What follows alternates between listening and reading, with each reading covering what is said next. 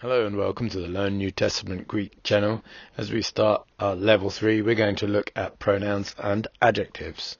These two both go together because a lot of the rules that apply to them apply to one another. So mainly thinking about the fact that they have to agree with a noun or the word they're describing. Adjectives can describe pronouns and they've got to agree in terms of case, gender and number. So there's going to be a lot in common between these. So adjectives are words that describe another word, usually a pronoun or a noun, and pronouns are words that take the place of a noun. Both have to agree with the noun or pronoun that they are describing in terms of case, nominative, vocative, accusative, genitive, or dative. They also will have to agree in grammatical gender and number, whether it's singular or plural. Adjectives and pronouns also agree with their definite article, if there is one, in number, grammatical gender, and case. Sometimes there isn't one, for certain reasons we'll go into. And remember that the form a verb is in is defined by the subject, in other words, the one doing it. So whether or not it's going to be first, second, or third person, singular or plural, depends on the subject, a pronoun or noun doing the verb. For pronouns, remember the subject or nominative may be singular or plural, and it might be in the first, second, or third person. It depends also on the type of pronoun as to whether we get all those different things. There are lots of different types of pronouns in English and in Greek, and actually how they function in Greek, Latin, and other ancient European languages are often quite similar to modern ones as well. So in a sense it's not that complicated because they behave a lot like ours do, but there are quite a lot to go through. In this video I'm going to look at some of the main ones and then do an additional video to cover the rest. Pronouns basically act in place of a noun.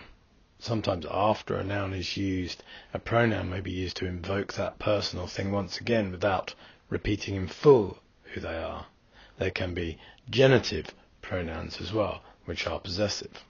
Some examples might be I or mine, you or yours, he, she, its, hers, we, ours, you or yours, them, they or theirs. But we can group pronouns by a number of different groups. So here are some of those in English. Demonstrative pronouns are words like this here, the near version of the demonstrative pronoun, or that over there, these close by, or those further away. Relative pronouns are about how those pronouns relate to something or someone else. Words like who, why, whom, when, what, that, whose, or which. Personal pronouns, his, hers, he, she, them, they, ours, ourselves, we, him, or her. Now there is a wider list, and some of these words actually overlap and can be used for different types of pronoun in English. In Greek it's going to be a bit clearer and more specific. You may well want to pause the video at this stage, as this is quite a long list, and that would give you quite some extra time to have a look and think about them. But I'll just run through them. So, indefinite pronouns do not state definite things. They're indefinite. Everyone, someone, anybody, nobody, everywhere, everything, nothing, nowhere. Words like this. Reflexive is about reflecting upon ourselves. So words like myself, yourself, herself. It reflects something. Ourselves, yourselves, themselves. Interrogative, it interrogates, so it's used for direct or indirect questions. In English, words usually begin with WH, so they're going to be words like who, whom, what, which one, etc. So Who did that? What is this? Where are they? And so on. There are some overlaps here with different types. Reciprocal. Reciprocal means it's felt or done in return. So some of the reciprocal commands might be, watch out for one another. Or as Jesus says to the disciples, love one another. Demonstrative, as I said, demonstrates this here or that over there. Relative, we just covered as well. Could be words, could be interrogative words like who, whom, why. They could be interrogative, they could be relative. It will depend on the context in English, but in Greek we'll get specific words for these, so we'll know. And if you use an app or software or something, it will do the parsing and it will tell you which type of pronoun it is. And personal pronouns, probably some of the most commonly used. And in Greek, as in English, quite often a name is stated or a proper noun of some sort is used, and then a personal pronoun is used as a conversation develops or as actions develop or as a story is told. So that person or thing is not named over and over and over again, but they're named once in the paragraph, and the personal pronoun is used to refer back to them. In this first video about pronouns, we're just going to do a few of those, and then I'll come back and do an expanded video on the other ones. Relative pronouns stand in for a noun and introduce a relative clause. It always matches the noun it's standing for. The preceding noun that the pronoun stands in for is called the antecedent. A relative clause is a subordinate clause that modifies a noun or phrase. So if you think of the word modify as sort of adjusting our understanding of something, it provides additional information about it. Its role will define which case it is. So if it is the subject doing the verb, it will be in the nominative. If it's the object of the verbal action, it will be accusative. If it's an indirect object in the sentence, dative. If it's possessive, genitive. And on the odd occasion where it's addressing somebody, it would be vocative. Remember that if it's a possessive and therefore a genitive, it could also be subject, object or indirect object in the sentence as well.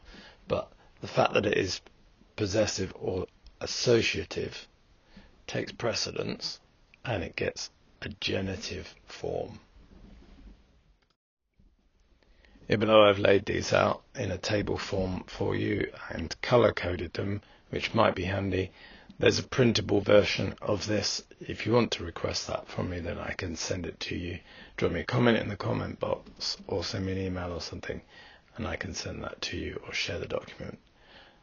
If you'd like to spend some time looking at this, hit the pause button now. Relative pronouns look a lot like the definite article does in the first and second declension, so it's not a load more to learn. Neither do you need to memorize these forms unless you want to. Just use apps and websites. The parsing is already done for you. All you really need to do is remember what a relative pronoun is. Remember the English grammar part of it. So I won't dwell on the different forms too much, as I would if I was looking to memorize them all. But if you wish, again, pause it to spend a bit more time going through it and make some notes. Relative pronouns follow the pattern of first and second declension nouns. They will have hard breathings on them, and they're like the definite article but without a tau on them. Here is what these relative pronouns look like in their singular form. They're used again for words like who, why, whom and when.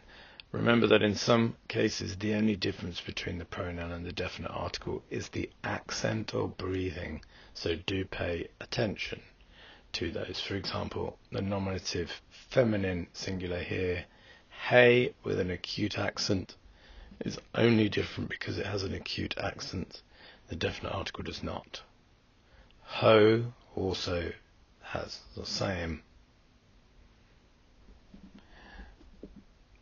So let's go through these now and read them out in order of their grammatical gender, so going down these columns. Again, if you need more time, then do pause the video. Nominative, hey. Accusative, hein. Genitive, heis. Dative, hey. That's the feminine. The masculine, hos. Hon, accusative. Who, genitive. And there's that circumflex over it in the genitive, which we often get in the genitive, showing it's possessive. And then ho in the dative with the iota subscript underneath. And a circumflex again. In the dative case, we get circumflexes because there's been a contraction. That little iota has been pushed underneath because it doesn't go with eta or omega. So there's a contraction there. Two reasons we get the circumflex. Possessive or because of a contraction. In the neuter, that definite article, remember, looks like the masculine nominative singular definite article. So the neuter nominative singular relative pronoun looks like the masculine nominative singular definite article. Just has an acute accent. Ho, accusative. Ho, genitive. Who, and dative. Ho. So here is the whole table. And again, these look a lot like your definite articles, but some of the only differences are the absence of a tau, or that there's an acute accent on them. I'll go down. Feminine, hey, hein, heis, hey.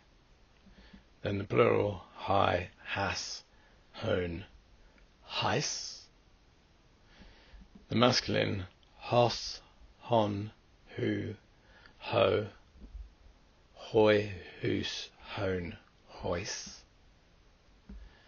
And the neuter, ho and ho in nominative and accusative. Remember again, that looks like the masculine definite article, but it's lost the tau, so it's come from the definite article ta and lost the tau, got the acute accent in there. So you won't see a definite article with that acute accent on. This is showing you it's the relative pronoun. Who in the genitive, ho in the dative. And then the plurals, ha, nominative, ha, again for the accusative, hone, and hois in the genitive and dative are like the masculine as well. And we get hone, like we get tone with definite articles. Hone is the same across feminine, masculine, and neuter genitive plurals. So let's just look at some examples. Here are in John 1. I've used Bible Hub, which you can find at biblehub.com, and gone to the Interlinear Bible. So the first word I've circled is ho. Ho, logos, the word. An example of the definite article without the accent.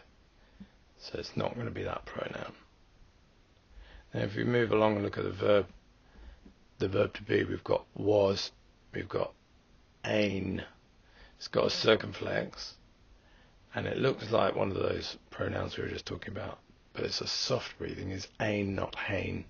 So again, just the difference between a hard and soft breathing. And then ton is used as a definite article, ton theon. And again, there's no tau, and it's got a grave accent, not an acute. So watch out for those words that look similar, but are not pronouns. Let's move on down to verse 9 for some examples of relative pronouns. The word here, logos, is the antecedent noun. It's being used as an abstract concept to mean divine wisdom, or perhaps the embodiment of scripture and prophecy. It's a title for Jesus, although he's not specifically named in the prologue.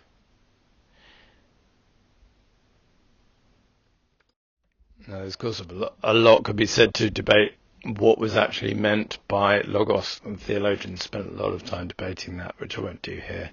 Perhaps it is an abstract concept and title of Jesus, just meaning divine wisdom or the spirit of wisdom. Perhaps it is a more titular figure, an air of one who fulfills the scriptures and prophecies. But either way, it's clear John here is referring to Jesus. But for our study, we just need to remember that the word here is the antecedent, and therefore the pronouns here are going to be referring back to that, to him, because it is Jesus it's referring to. By the way, whilst we're here, have a think about why does John start his gospel like this? Luke and Matthew take a very Jewish approach in rooting him in his ancestry, validating his ministry and the fulfillment of prophecies by demonstrating his royal lineage. But John, however, takes a much more Hellenistic approach and looks from a conceptual level at who and what Jesus is, more than who he descended from. He doesn't even mention where Jesus comes from, the nativity, or his parents, or the subsequent flight to Egypt. Something for you to think about. But in relevance to our videos, John seems to write very much for a Greek audience and a Jewish audience. And it would appear he writes both his gospel and his letters in a manner that answers questions posed by the famous Greek philosophers, particularly around things like the nature of wisdom, or being, duty, light, love, truth, and existentialism. In other words, the purpose of existence. I have digressed a little, but here, let me just give you an idea for a little bit of homework. If you want to practice, dig deeper and learn a bit more, go to John 1 on Bible Hub or Step or Logos, whichever one you want to use. Look at the strong numbers. A lot of them, Blue Letter Bible is another really good one. A lot of them use the strong numbers, and you can find these as books as well and find lots of information. Go and look at the strong number for ha and find out a bit more about that and a relative pronoun. And then find some of the other types of pronouns and have a little look at them. Be an interesting bit of detective work to help you practice. Here we have the relative pronoun ha, in this case with a grave accent. Ha photitse panta anthropon, the light who enlightens every man. So here it's who, or it could be whom. Ha. It's a neuter. Here we have the relative pronoun ha, in this case with a grave accent. Ha photitse panta anthropon, the light who enlightens every man. So here it's who, or it could be whom. Ha. It's a neuter. Neuter because it's describing the light, which doesn't have a grammatical gender.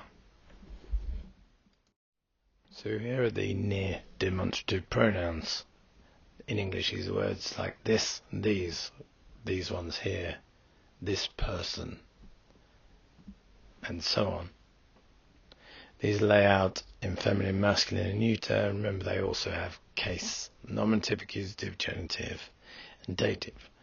I won't read all of these out, but if you'd like more time, then do hit pause to have a bit more time to look at this particular slide. You might also notice there's a couple of other cases where you can get dual use of demonstrative pronouns, either a genitive with a dative, which would be to toin, or a nominative with an accusative, which would be to toe. And these only exist in the singular.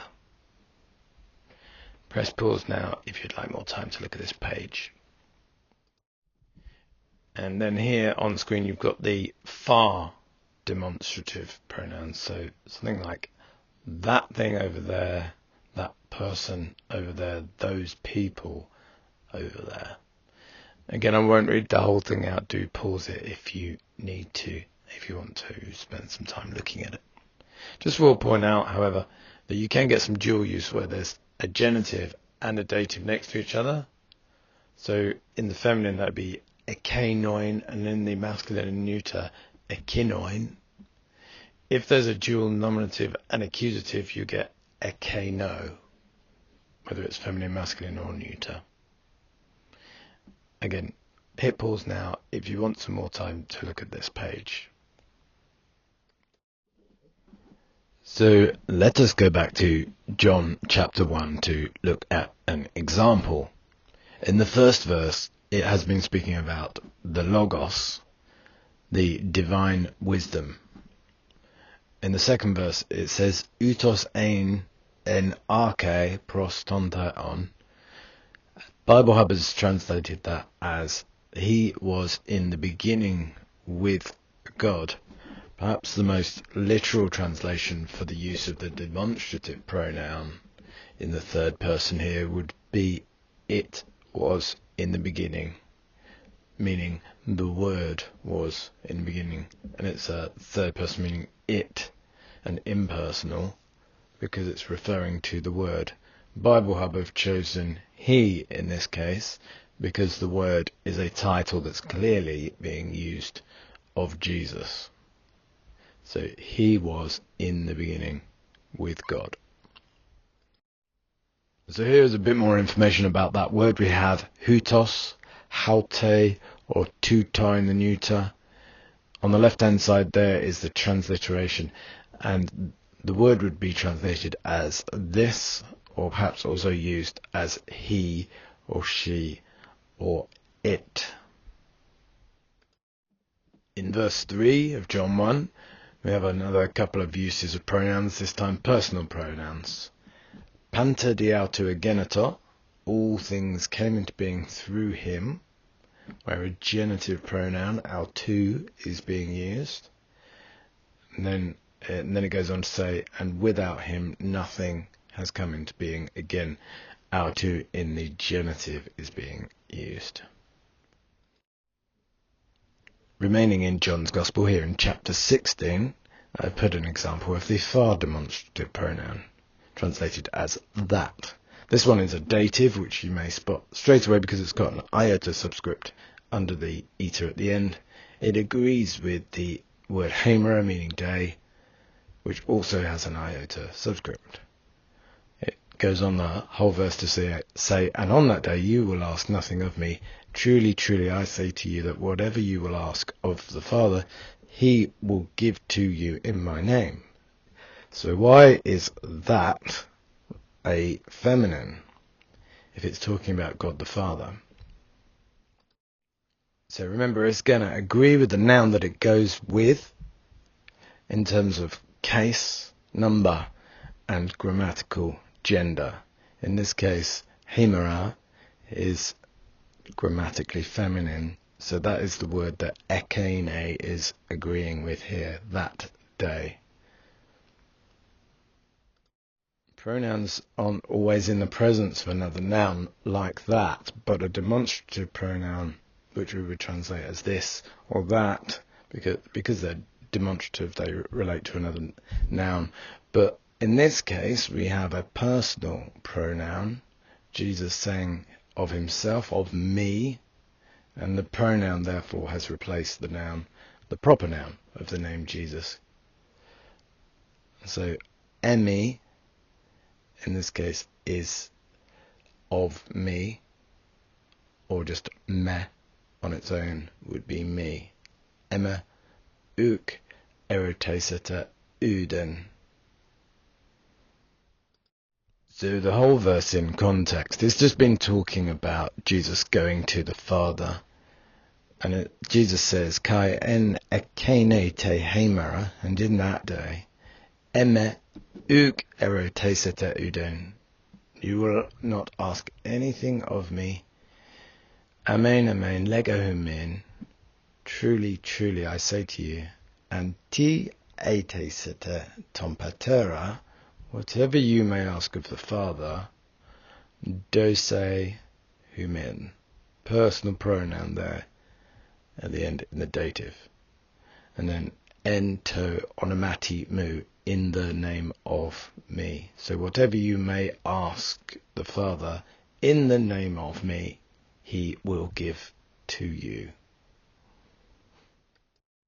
And I'd just like to point out also a very sort of classic construction of clauses that we tend to see in Koine Greek and in ancient Greek, and I believe happens in Hebrew as well. We've got a subjunctive here, which is introduced by this indefinite pronoun here, t, just tau, iota, and the particle an. So an, t, a, te, sete, whatever you may ask.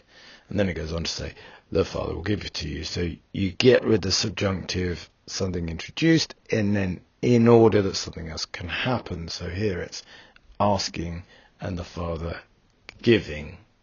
And that's a very classic sort of use of the subjunctive. So just spot that for now, and in the next few videos we're going to be looking at the subjunctive after we've done pronouns and adjectives.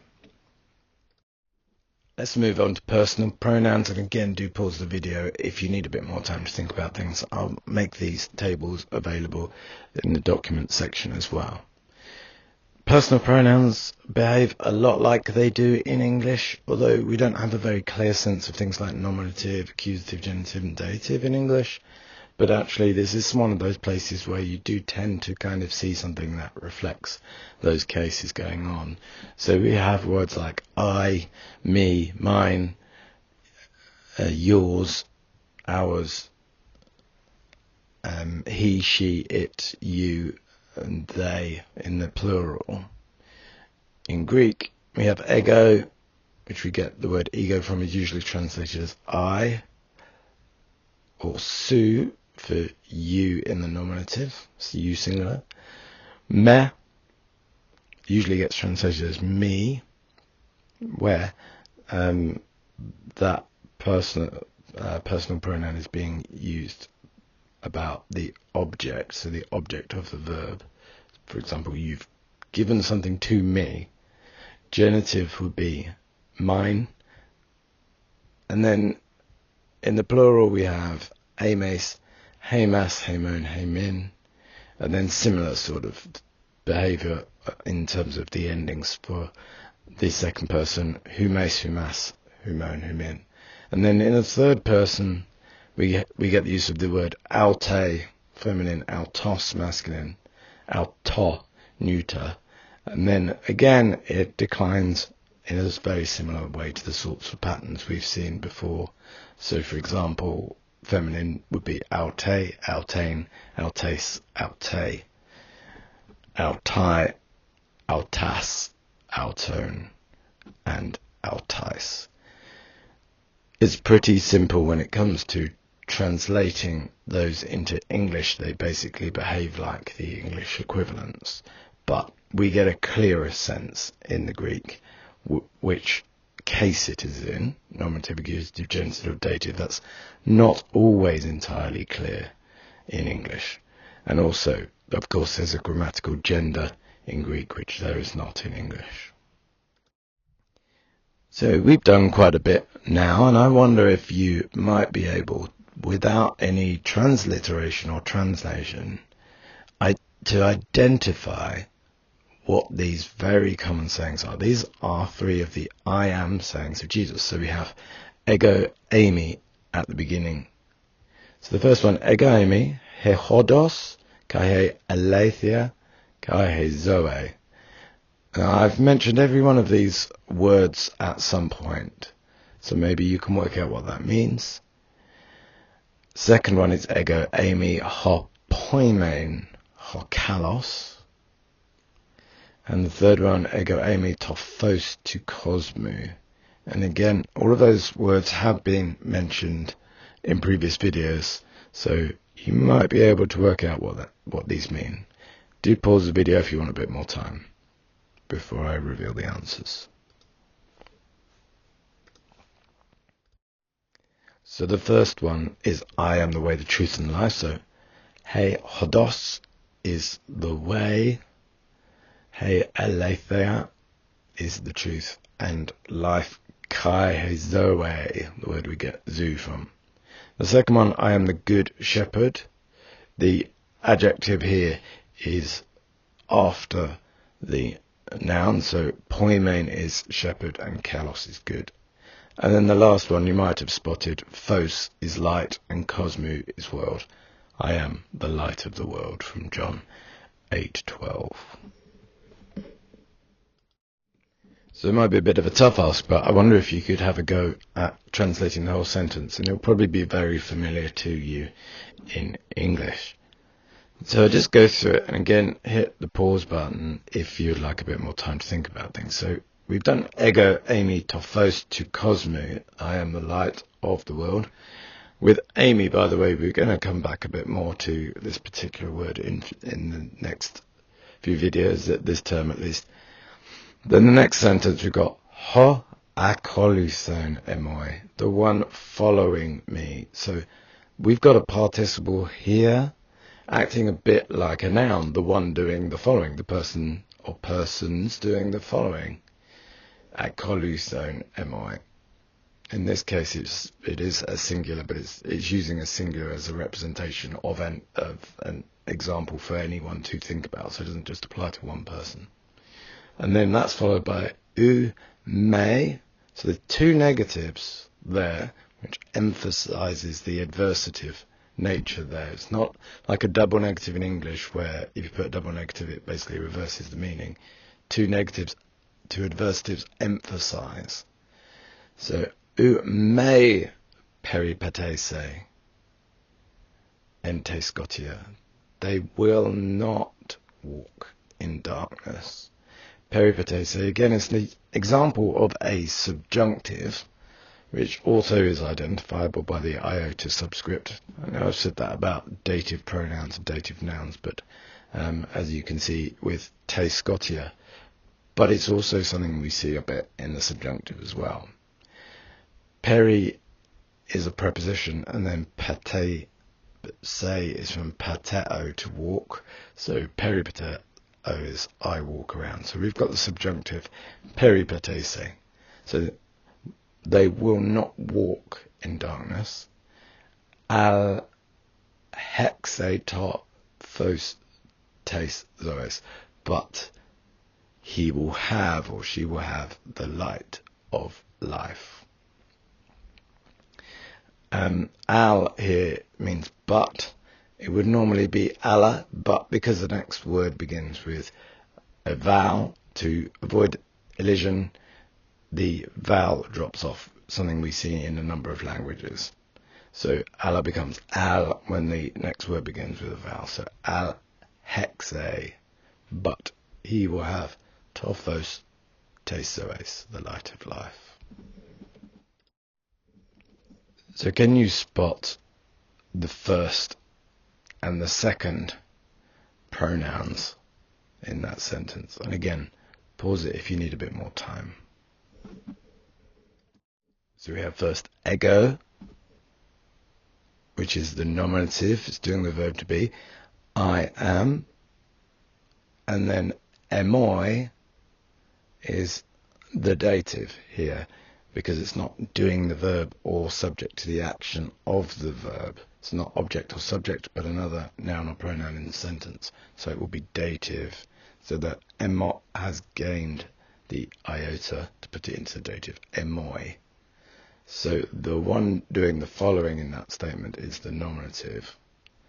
And then the subjunctive introduces the subclause. And then the consequence of that, will not walk in darkness, but have eternal life. Here is the word for world, as I've already mentioned, cosmu in this case, because it's genitive. It's genitive because it's saying the light is of the world, the phos to cosmu. So to has the circumflex, as it usually gets in the genitive.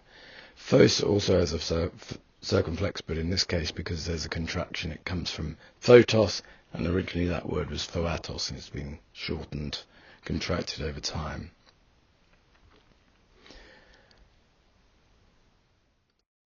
Ho akoluthon. This is where the participle is that I mentioned, underlined here in orange. The participle here is doing the hearing. It's working as a gerund, we call it, which basically means it's working in place of the noun. It's a new clause, so it is the nominative. And then it introduces that new verb to walk, in this case to not walk. The double adversative here, u and may, as I said.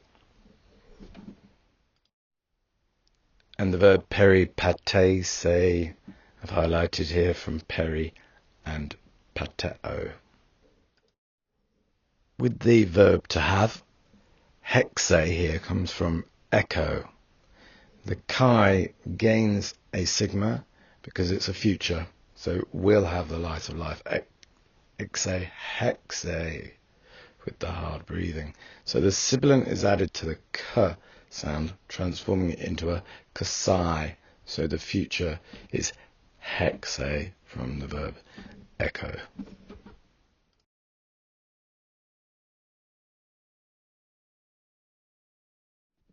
There's various different types of pronoun. Let's move on to look at reflexive pronouns.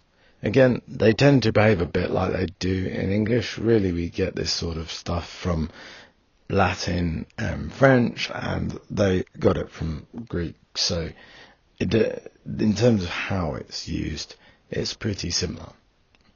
Now, reflexive pronouns refer to the subject in a sentence.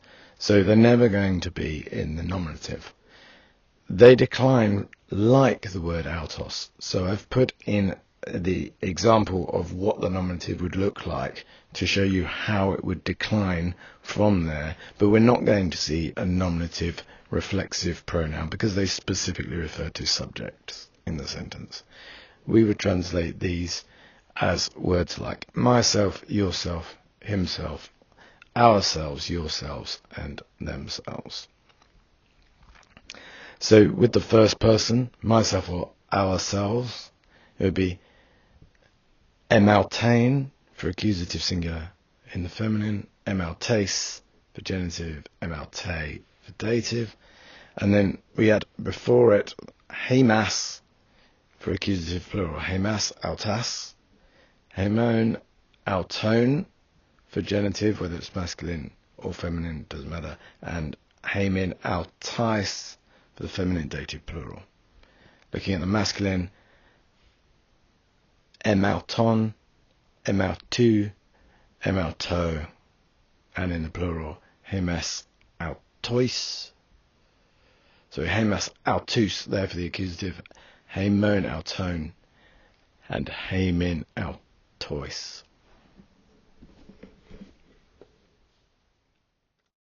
Into the second person, it's going to be yourself, singular, or yourselves, and we get it declining again like autos, but no nominative. So it's se autos if there was a nominative, but instead we get se autain for accusative in the feminine and se auton for masculine, and then the words lay out as you see on the screen. Again, pause the video if you'd like some more time to look at them. And then lastly, for the third person, we would translate that if it was singular as himself, herself, itself, and if it was plural as themselves. So we get autain, autes, aute in the feminine singular, and autas, auton, autais for the feminine plural. Then there is masculine, and there is a neuter for the third person. Auton, autu, auto for masculine singular, autus, auton, autois for masculine plural. And then lastly, auto, autu, auto for neuter. Most of those are very similar. and then et alta, et altone, and et altois for the neuter. So a lot of the neuter is quite like the masculine, as we've seen before with nouns. Now, if you would like a go at practicing some of this, I'd like to suggest a website that's very good. You could check out Bible Arc. If you go to equip.biblearc.com/course/Greek, then you'll find that there are a number of subjects that you can test yourself on, you can study. They've got things like flashcards that you can use as well. So if you put on that URL /61197, it'll bring up a practice specifically for this particular topic today. So on the Bible Arc Greek course, they've actually covered pronouns much earlier on than I did in mine for various reasons. I put it a bit later. But you can go there and you can practice the relative pronouns and other pronouns. It can bring them up on screen. You can try and identify them, and then you can basically flip the card over by clicking on it and see if you can try and memorize them if you'd like to have a go at identifying and memorizing some of them. And there's a bit more information about these pronouns as well on that website if you would like to find out more. I don't know why there is a Doberman on the screen, by the way, but I think it's to do with the ears and the hearing. Obviously somebody on Bible Arc likes dogs. So this is what you can get on there. It'll bring up the Greek, or you can start with the English conversely and flip that over. You just click it to flip onto it, or click the arrow to move to the next one. It's a good way to practice and learn if you'd like to memorize these things. Thanks for coming along and watching this video. I hope that it has been useful. I'm going to have a go at attaching these documents in below the video so you can download them if you need them. Otherwise, contact me and I can send them to you. Obviously, there's quite a lot to learn there, but the pronouns behave a lot like the English ones, so it's worth looking up some of that terminology, reflexive, reciprocal, demonstrative, things like that. Get your head around the English grammar, and then the Greek kind of behaves like you would expect it to in most cases. When you're looking through an interlinear Bible where you've got a parsing app or software or website that does it for you, it will identify that. So as long as you've got your head around what the grammar is in English, that will do all the work for you. But thanks for watching. The next video will be about adjectives before we move on to subjunctives. So do check those out, and I will look forward to seeing you in the future.